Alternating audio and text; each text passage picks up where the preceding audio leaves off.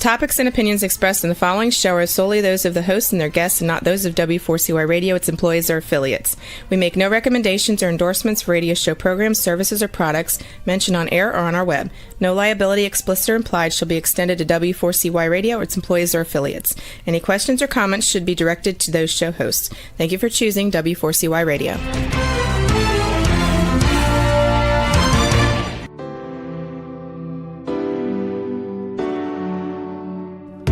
Welcome to the Legacy Leavers series on Success Secrets Exposed. Tune in live every Tuesday at 7 p.m. Eastern Time or Wednesday mornings in Australia on W4CY Radio and Talk4 TV. The series showcases experts, changemakers, and disruptors leaving a lasting legacy with those sharing their wisdom with the world.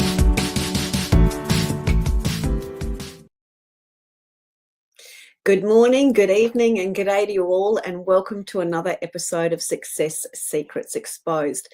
I have a phenomenal guest for you today, and today's guest is Jane Slack-Smith, who is a trailblazing property investment strategist, a business coach, and a self-development mentor. From her beginnings as an explosives expert in the mining industry to building an 8-figure property portfolio, Jane has dedicated her career to helping others unlock abundance and success. She's been twice named Australia's Mortgage Broker of the Year, and she blends property investment expertise, marketing, AI, and intuitive practices to guide heart-led leaders towards creating impactful businesses and lives that they love. Now, she's a celebrated speaker, author, and educator, and Jane has shared her wisdom with over 30,000 individuals, empowering them to overcome limiting beliefs and take that quantum leap towards the life they desire. She's been featured on magazine covers, in Australian Story on ABC, and is a finalist in the 2024 inaugural Australian AI Awards.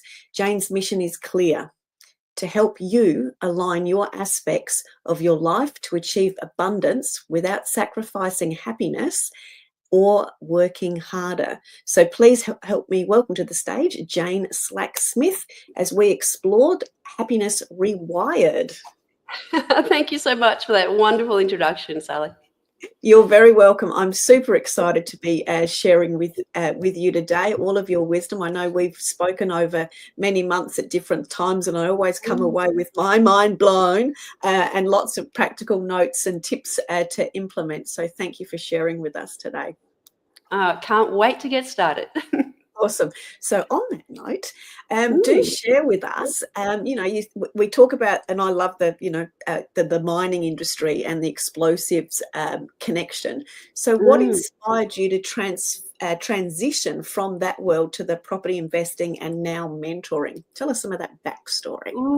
Well, it's, I grew up on a farm in country New South Wales, and, to actually get to university, I remember sitting on the lounge room floor writing out, applications for scholarships. My mum and dad and I think we sent like 140 away because I knew I had to get to university to learn how to learn that discipline.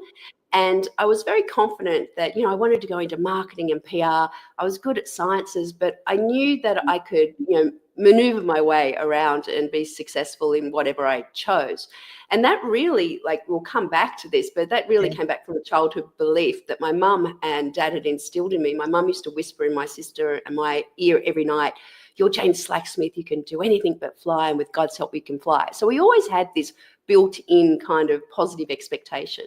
And I got a scholarship, but it was as a mining engineer, which was a bit of a shock. And so I spent 4 years at university studying mining engineering. In 1989, I turned up at a mine, and they'd only just changed the legislation in Australia to let women work there, and 300 men went on strike because they didn't want to work with a woman. And so that was kind of confronting. I was like, yeah, I'm here to change the world. And I was like, oh, wait a second, they left. That was one of those moments, those pivotal moments where you had to sit back and go, no, I believe in myself. I can do this. This is, I can't fight that kind of I guess it was like an internal thing that they had going on. I could just be the best version of myself. And so, over the months that I was there on my holiday vacation, got to know everyone. They were giving me books at the end going, gosh, if you're going to be an engineer and a mine manager, you should know this. We haven't told the real guys this. But so I was getting all these like insights. Good. And then I studied risk assessment, and, I looked at how to assess risk. And that's really important when you're dealing with explosives. and so when I did that, my husband and I, or my then boyfriend 25 years ago, we're looking at how could we create wealth that was sustainable. We both had parents we felt responsibility for. And I thought, well, if I could apply risk assessment to property investing, then there's something there. And like a good engineer, I had 121 books on property. So I was like learning everyone's kind of techniques. And I love those stories about when people got things wrong, because I was like, okay, won't do that. Yeah. And what worked. And so I love those stories of, I made millions of dollars and then I lost it all. I'm like, how did you lose it? And so I kind of built up a best practice around investing. And then I took the 16,655 suburbs in Australia and I put them over the last 20 years, all their data, into a kind of analysis and went, well, what made some properties work, suburbs work, and what didn't? And I only had $45,000, so I had to get it right. And so, we did the analysis on the suburbs, what was the criteria, hoped we projected into the future that that would manifest into those suburbs also growing. We chose 3 suburbs. We went to the auctions. We're looking for a property to create instant equity with renovation. And so I kind of stumbled upon my Trident strategy, 3 ways of making money, which was how you buy, knowing the value and how to negotiate, adding value quickly. Our technique was renovation, and people do subdivisions, granny flats, etc. And then being in a growth area. So if I really stuffed one up, I had the other 2 to fall back on, and created a property portfolio very quickly within 5 years, and then showed my friends and family, and they created multi-million-dollar property portfolios, very structured, very low risk. When the Money Magazine editor used to ring me for an article, she'd go, Jane, I just need your meat and potatoes boring, because everyone else is like, very sensational. I was like, okay, well, just stick to the facts. And I got to the stage where I was like, I need more friends. If this could affect everyday Australians and I could assist the families to get over one of the biggest hurdles, divorce, more than 50% of relationships divorce, number 1 reason is finance. And I thought, well, if we can tick off the finance thing and have people financially secure, there's more parents sitting around the table with their kids being role models and having intergenerational change. So I threw away this amazing career in the mining industry and went for a commission-only business and started a mortgage broking business. So that's how I got into my first life's change in that career. Yeah, beautiful. Thank you.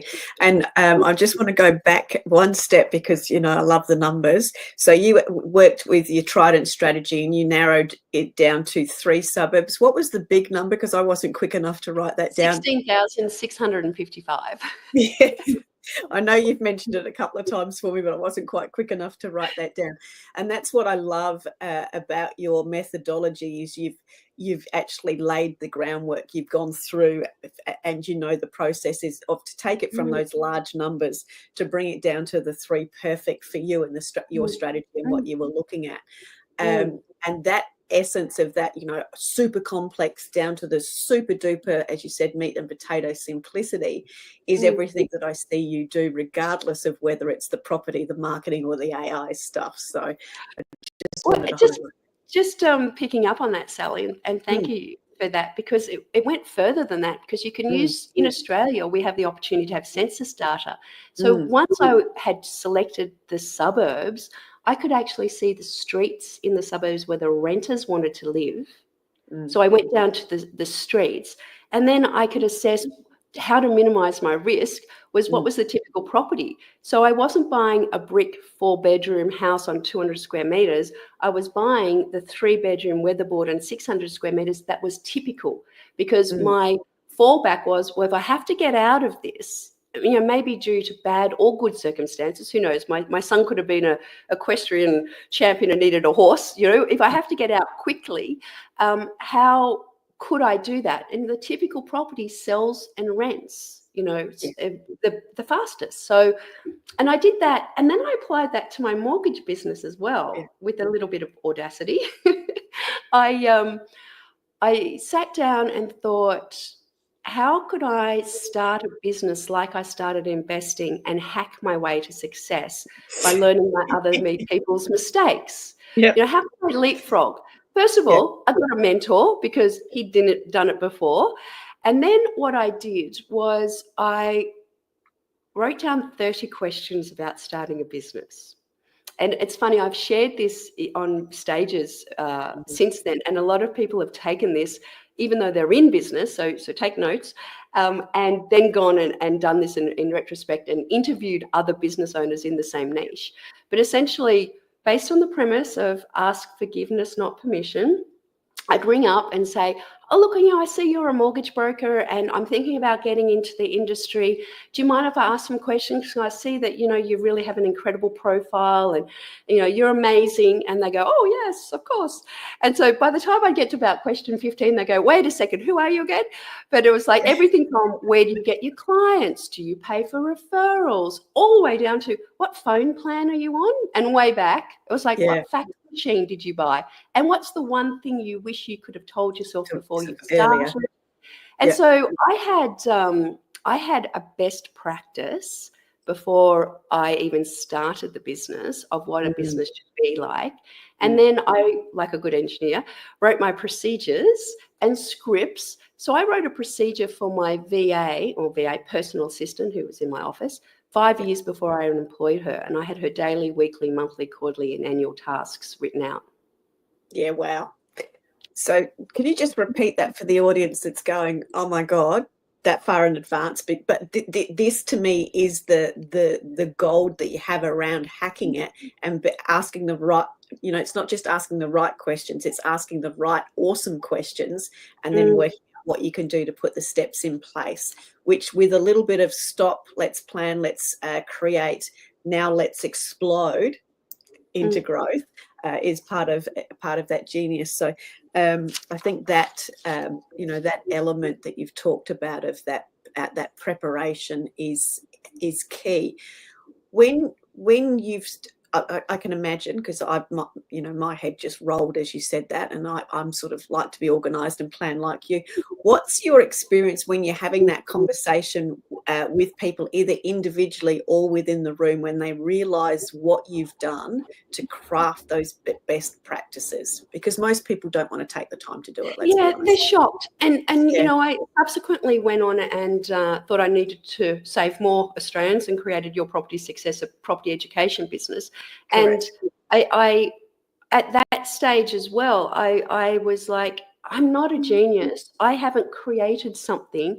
All I've done is taken the wisdom of others, and you don't need to be the most amazing person on the pedestal, the guru on the stage. You just have to create what you want to create. And I had a very true vision of the intergenerational change I was creating by having financial abundance for people in their lives. And so when I speak to business owners and I say, you can actually manufacture your success, and it's a planned and way, it's a choice. And it's about not having to brave it all yourself. It's about seeing those who've walked the steps before and taking their wisdom. And, I've got 4 mentors in different areas of my life. I've had a mentor since that day one, 20 years ago. And, they've done it, and they can keep you accountable, and they can give you the awareness of what you're missing. And, when I speak and share this with people, they sit back and go, well, I don't have to work it all out myself. And there's people out there that if you ring up and go, look, I think you're amazing. Do you mind if I interview you?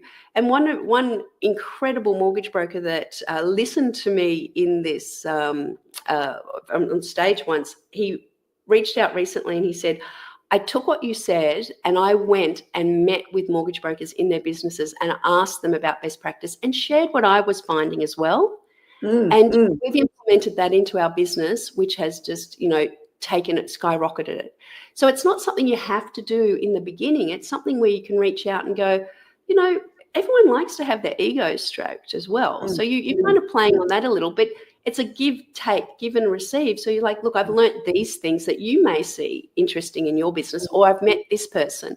And I think everyone, you know, regardless of why they say yes, maybe it's just the shock, or maybe it's the ego, or maybe they want to give back, or maybe they said yes and they were distracted.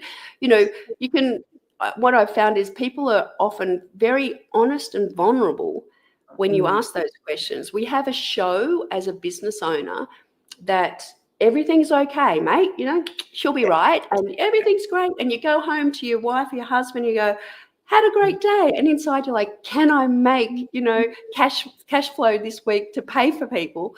And, you know, I think it's around that fact, as another business owner, you can share those vulnerabilities and go, you know, we do go through difficult times. We do have the customer we invested all that time in who says no at the last minute, or, you know, we have that staff member that we trained and invested time and money and IP in, and they go, oh, I'm jumping for another job for an extra 10 grand. You're like, you know, we have those down days, but, you know, keeping that vision of why we're doing what we're doing, and knowing that, you know, we've got an opportunity to transform people through our businesses. And that's what we're selling. We're selling transformation, be it insurance or be it blinds for a house. You know, we're all selling something, and it's about realizing, for me, it was about realizing sales wasn't a bad thing, and we're better collectively than we are alone.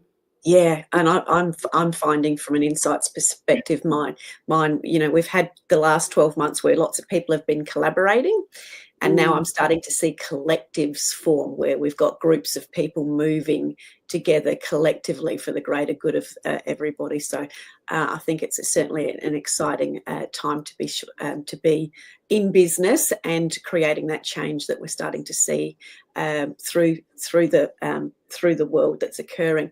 So I want to go back to the fact that you've combined your property investing, AI, and personal development, and that you're clearly a teacher that loves to hack the crap out of everything. And I'm just going to pass that over to you, and you just dive where you'd like to. Okay. Well, I guess if I just take you a little bit further on the journey of that property education, and once again, I was like, I don't need to recreate this.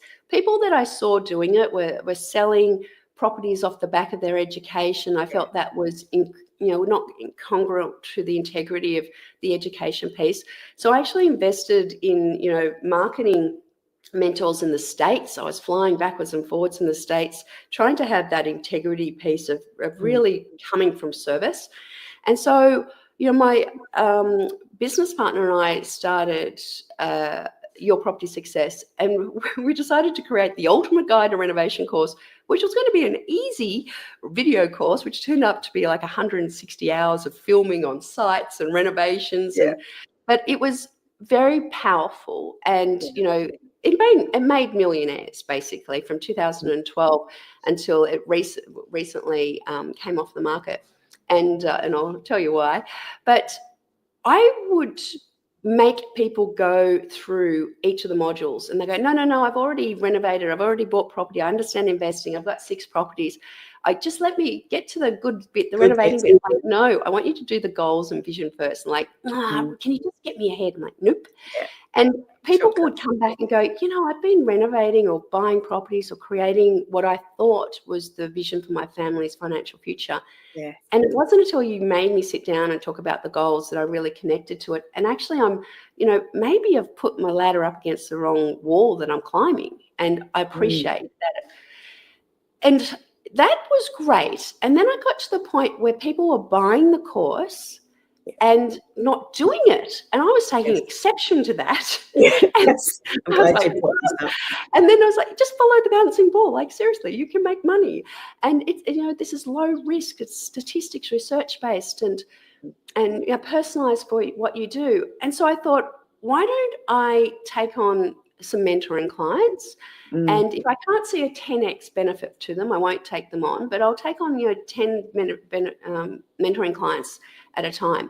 And, you know, we're going through this process, of, these people, would do the vision call, and I kind of do a bit of a quantum leap to the future of what the ideal life was and how much they needed for that ideal life. And I come back to the current reality and go, where are you now? And what's the bridge? How many properties or wherever? Some people were having, sleepless nights.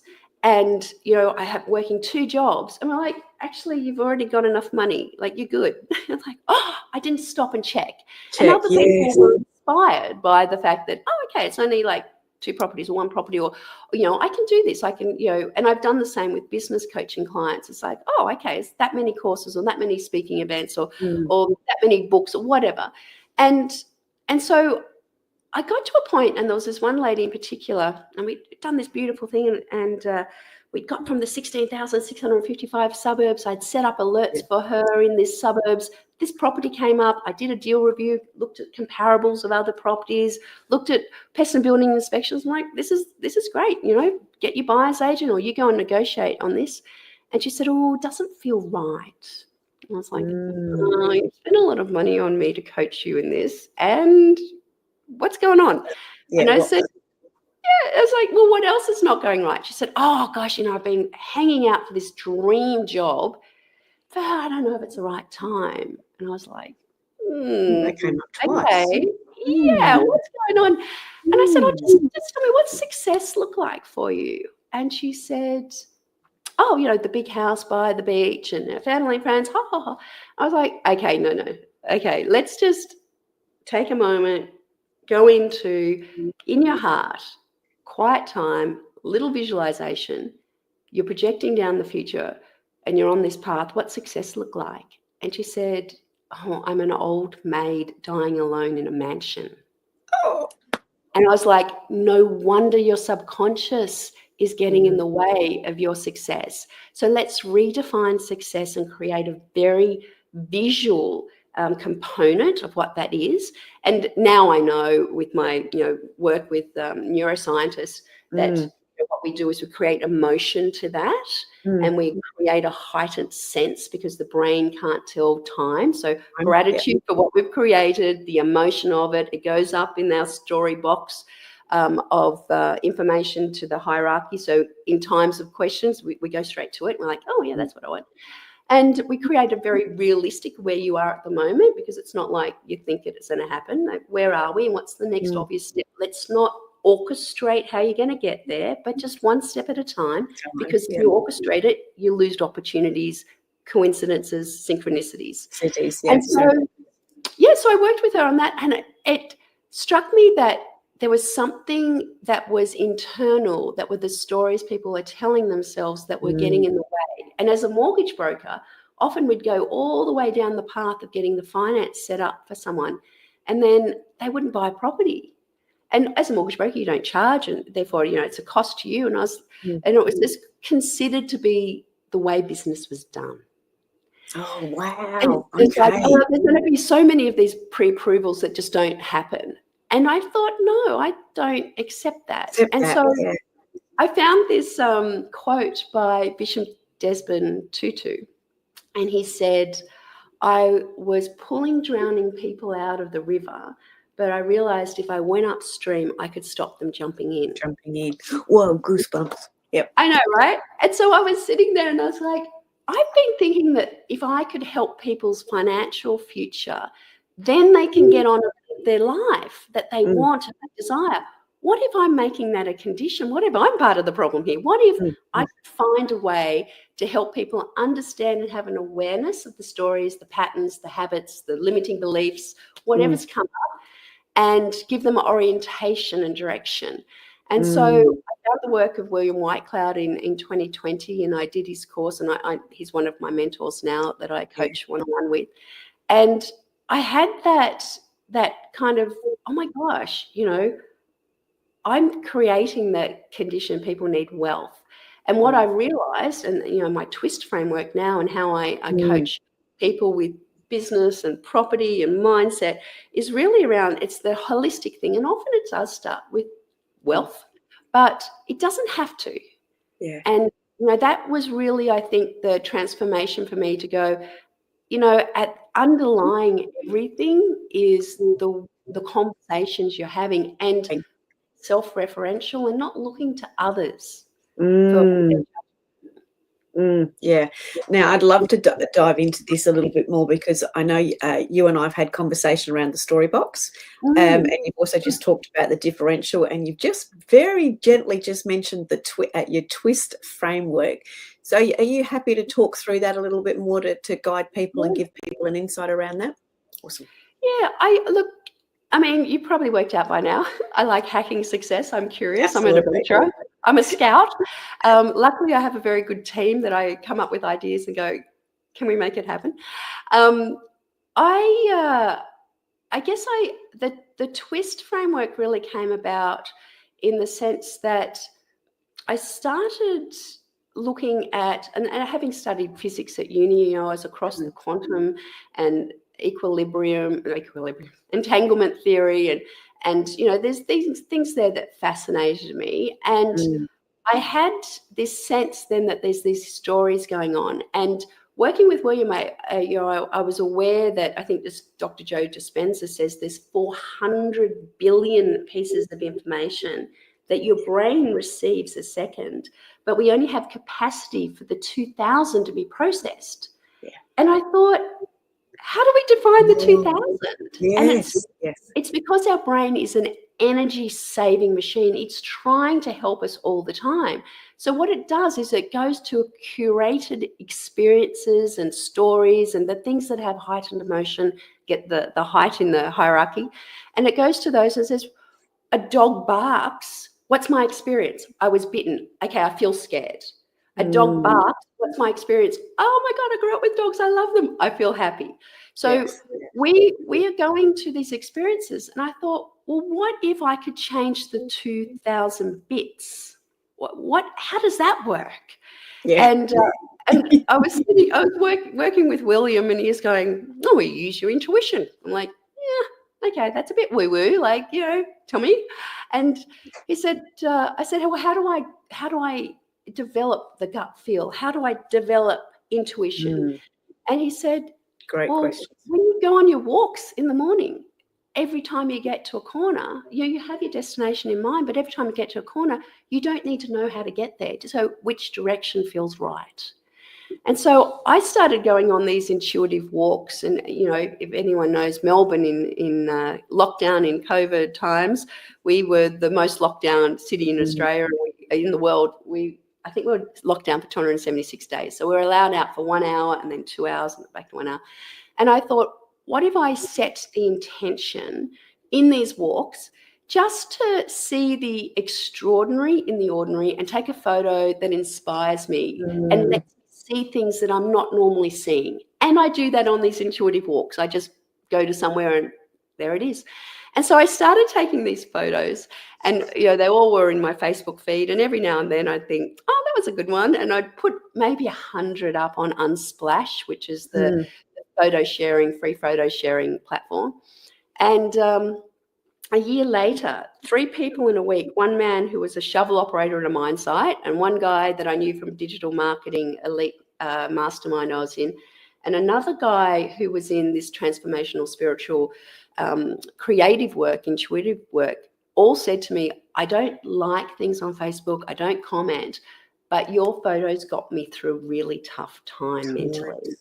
And I thought, oh, I wonder how many people looked at my pictures on Unsplash. And I went on Splash and it said 30,000. And I was like, what? And then I realized that was for 30 days. And I went to all time. It was 1 million. And now it's 3 million. And people just like, so you're expanding that 2,000 bits of information you get. And that's my intention with the woo being the, window of opportunity, is that science and neuroscience and quantum and all of these things, they were woo 200 years ago. Yeah. And the spiritual ancient wisdom of the past are actually being proven up by many of these things now. And so I love that layering of, not just the spiritual kind of texts and the Stoics and, reading meditations and all of those kind of things from the past, but also the Sufis and the comparative religions and, taking something from the Hindu religion And even in Neville Goddard's work, 1938, around his kind of interpretation of the Bible, it's like 70 times they talk about I am God, which seems sacrilegious being a good Catholic girl, but it actually resonates. Like if you are the predominant creative force in your life and you have the ability to hack into these stories to create the life that you want, then you are the God within. And so all of these kind of correlate. So I just love that. And then being an efficient, productivity efficiency, if I have to do things twice, I'm always looking at how can I hack it. And so AI came up and I guess, we've just had the second anniversary of OpenAI, but, I was using Jasper and other things with one of my other mentors before and business coaches. And, OpenAI came in and Christmas we're writing, pirate ditties.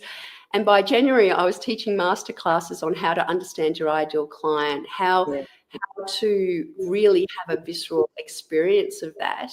And then, I got to the point where I thought, if I had a dream experience, all of the content and downloading my brain, what would it be? And it'd be people can ask the dumb questions 24/7. People can come in and engage with me in a way that suited them at the time. And so I kind of designed this whole big, Jane's brain, and I spoke to a couple of founders in Silicon Valley, and I was like, they're like, it's $80,000 to create this, and because I wanted to protect my IP. And then this platform came along. It's like $30 a month. And I now have like an AI avatar where people can FaceTime AI Jane. It's called propertychat.ai. Or they can type in a question and get the source material. So all of my courses, those Ultimate Guide to Renovation courses, all those modules are free. So I'm democratizing the education space. And it allows me also to have insights into the questions that people are asking. And I'll get a report every day that will say things like, someone's asking how to tell their wife they can't make the mortgage payment next week. So it's not just like, how do I create the biggest bang for my buck in a bathroom?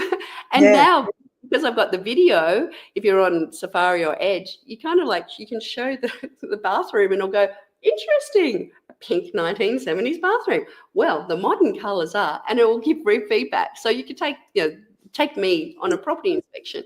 So that AI point allowed me to put my education not to waste around the property education. And then the business coaching that I've done, and often I worked with someone this week and his business wasn't where it was supposed to be.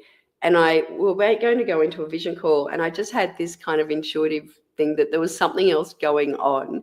And we went back and we went back and went back. And he was in hiding. He was hiding from telling people about his business. He was turning clients away because of this belief of shame and guilt that he had of abandoning a previous business. And he felt he was being judged.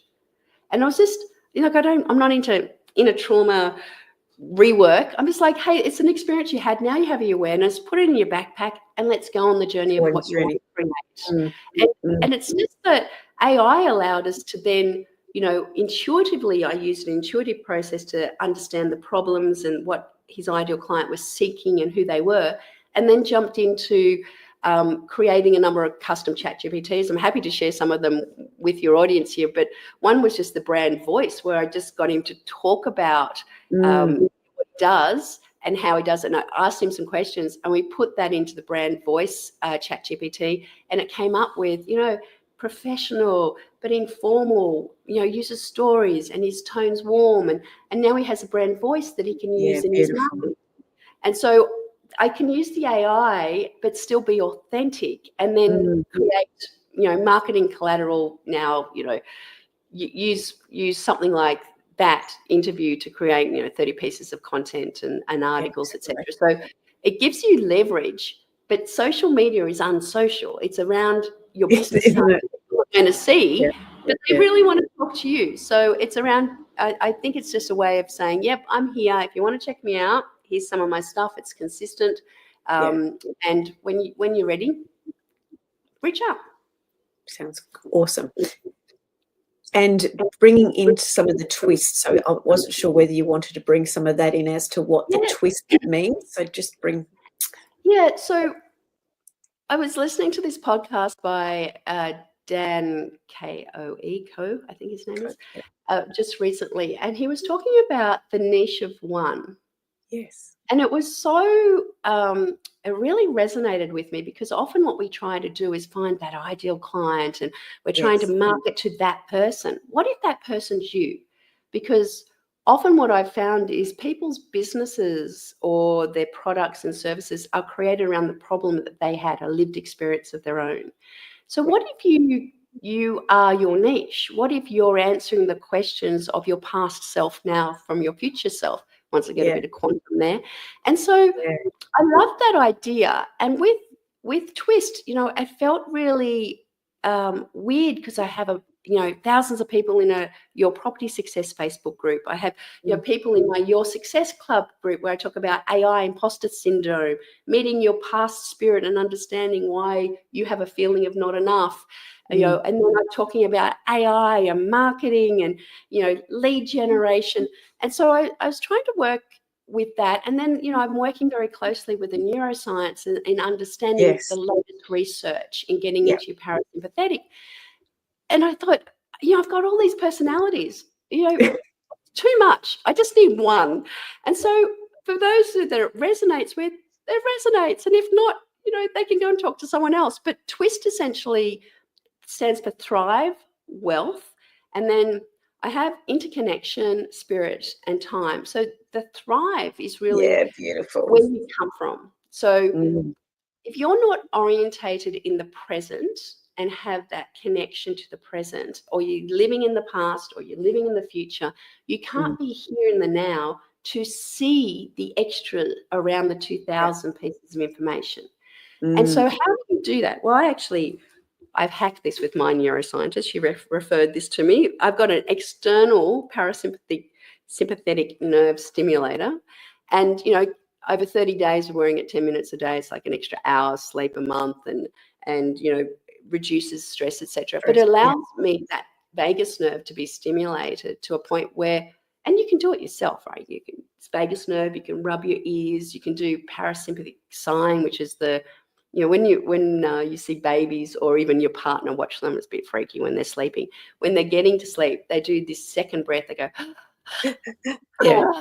it's that second breath. 3 of those get you into parasympathetic. And when you're there, you're more creative. And so it's around that mental hacking of being in the ability to then create. And so there's the physical aspects as well. And, we know about sleep and hydration, all those kind of things.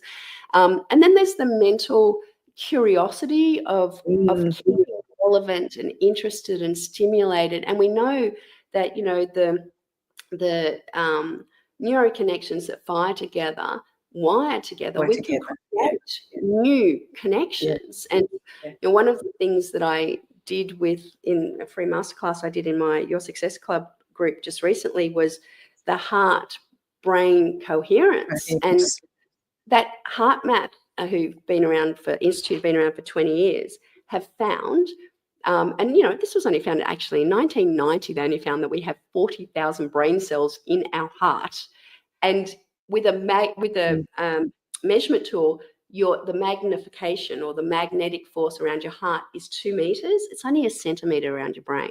Wow. But if you create a heart-brain connection, and there's 4 ways you can do it. It only takes 3 times a day for 3 days, and then you got this neuro connection is made.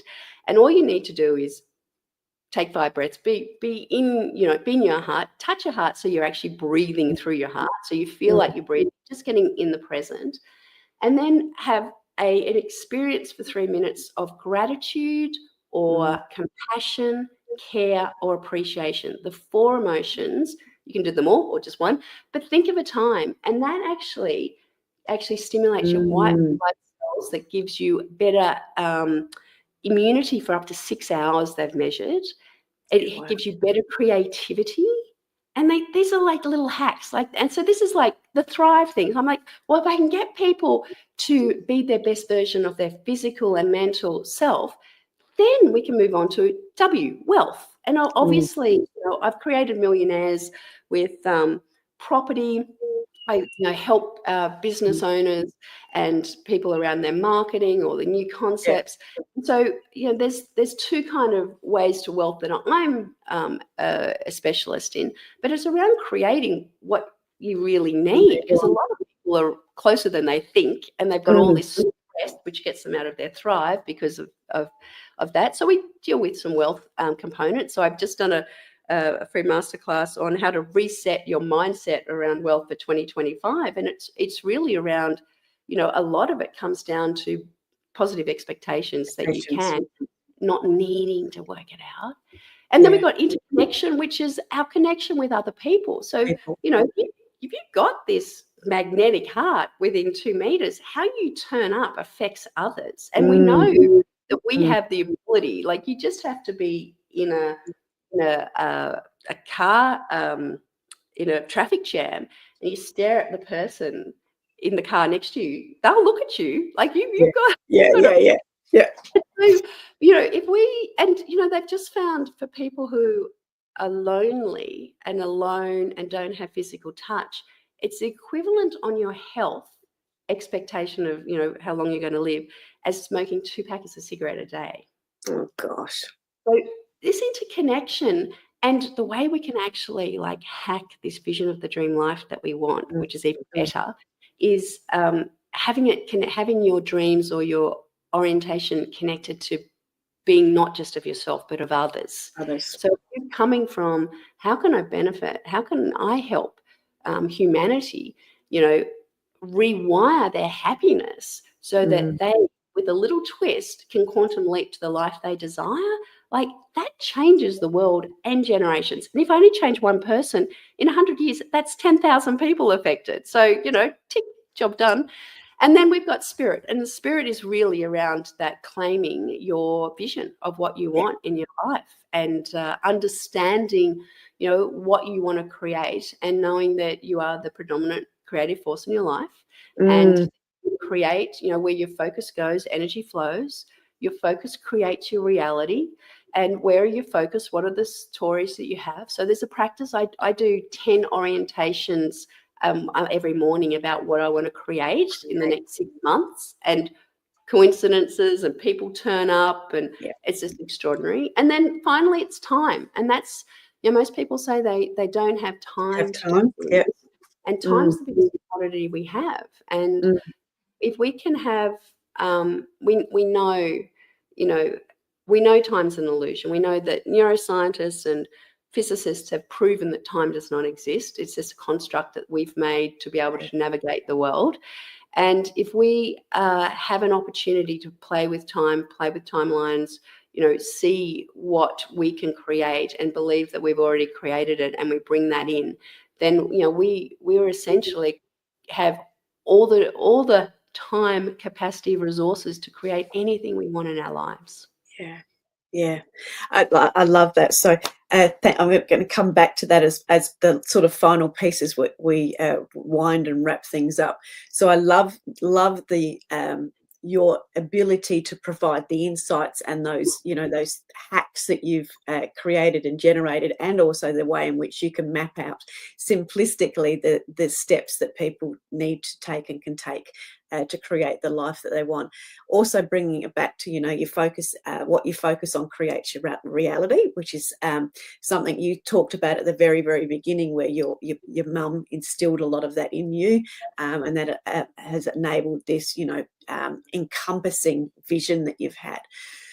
So with everything, and as a bit of a wrap up, with the hacks, with the marketing, with the property, with the visioning, it's very, very evident that your mission and your legacy is absolutely to help people take that quantum leap.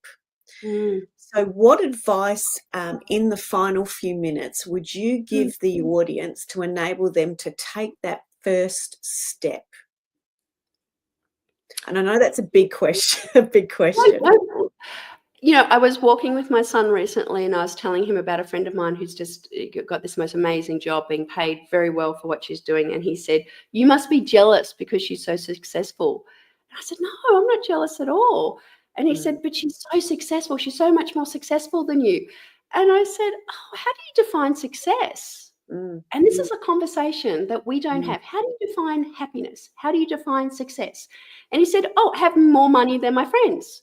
I'm like, "And what do you do when you have all that money?" He said, "I go on all the holidays." I'm like, "But who with? Because your friends don't have money. Why don't you collaborate with them and so that you can go on holidays together?" Yeah. And what a gift to have a conversation with a 17-year-old, because we haven't had that. So what's success, or what does happiness mean to you? When was the last time you were happy? When was everything aligned? And when I talk about the twist, alignment, it's like you have to have everything aligned. You can't just be wealthy and sick. You can't just be, beautiful kind of meditation person and not contributing to others, and doing it solo.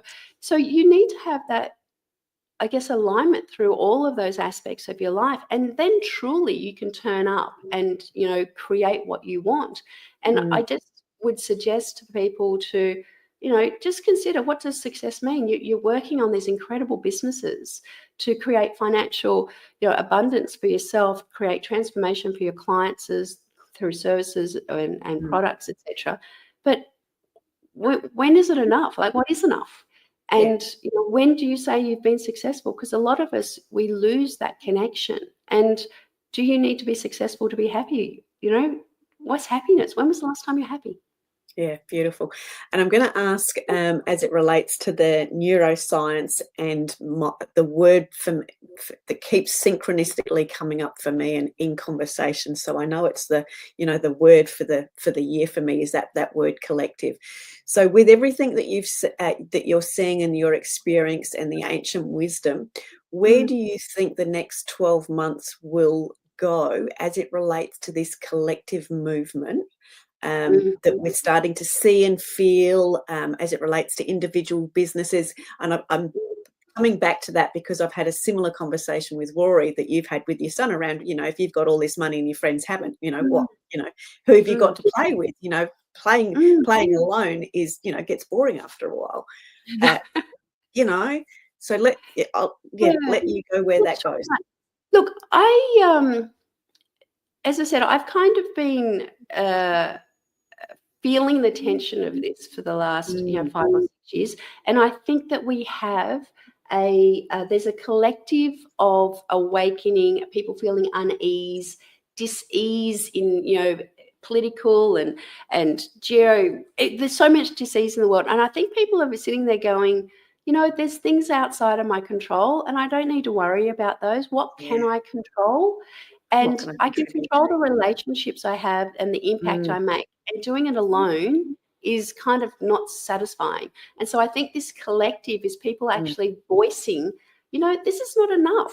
Having this corporate career or having this business or having what looks like success is not enough. I actually have a deep feeling that there's more, and I want to connect with people who are on that same journey and having that same conversation. And it might be a little uncomfortable, but it's okay to do that, because once you get into tension, you're in growth, you're outside that 2,000 bits of information, and that's where we get to really fully live. Yeah, beautiful. You just give me goosebumps talking through that, so thank you very much. Yeah, I know, right? So how in the final minute or so, how can people get in contact with you? Where's the best way to find you? Look, I'm on Facebook, Jane Slacksmith, and I'm on LinkedIn. My Facebook group, which is Your Success Club, is where, it's a free group. I just share lots of wisdom there on all of these different aspects. So you never know if I turn up with an AI tool, business, or something from the past, ancient wisdom. So I'd love people to connect in any one of those places. Yeah, beautiful. Jane, thank you so much for sharing so much of your wisdom with us and all of your hackability as examples of what is possible. So thank you again for sharing everything that you've done. That's been amazing. Thank you. Thank you so much. You're very, very welcome. Thank you, everyone. Do make sure you reach out to Jane. It's a pleasure as always, and I look forward to seeing you again on another episode of Success Secrets Exposed. Till then. Remember, if you want to be sought after and sold out, as well as being known as the obvious expert in your industry, you need to speak with Sally, our host of Success Secrets Exposed. Sally is the founder of Monetize Your Content, a done-for-you content marketing agency that helps you be easy to buy. See you next week on another episode of Success Secrets Exposed. Tune in live every Tuesday at 7 p.m. Eastern Time or Wednesday mornings in Australia on W4CY Radio and Talk4 TV.